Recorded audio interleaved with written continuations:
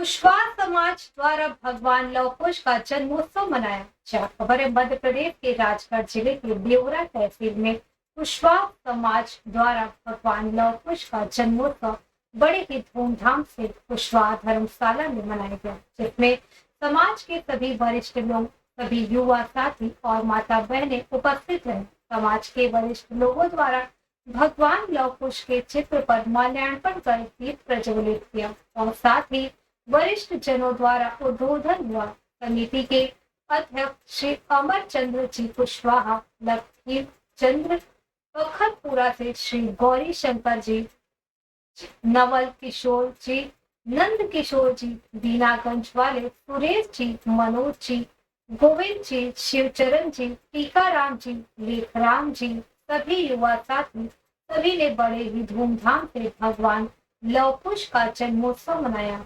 यह थी देवरा से गोविंद कुशवाहा की रिपोर्ट।